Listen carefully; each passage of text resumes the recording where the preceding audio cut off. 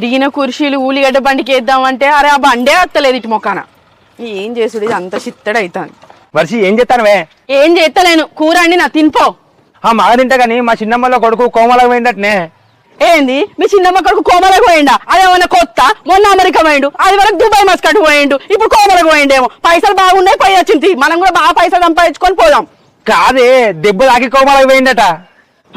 దెబ్బ తాకినాక కూడా పోయిండట్నా? మీ తమ్మునికి తిరుగుడు సోకు బాగున్నది, కుటుంబం అందరు కలిసి పోయిండట్నా, ఒక్కడే పోయిండట్నా? అరే కాదే, యాక్సిడెంట్ అయిందట. యాక్సిడెంట్ అయి కోమలకు పోయిందట. యాక్సిడెంట్ అయినా పోయిండట్నా? రూపాయలు ఎట్లా ఇవ్వాలి? సంపాదన ఎక్కడ అవుతలేరు. మనం కూడా పని చేసుకొని పైసలు బాగా సంపాదించుకొని వచ్చే సంవత్సరం పోవాలి. పోసి పిచ్చిది పాడబడ పిచ్చిది ఎట్లా చెప్పాలి రో?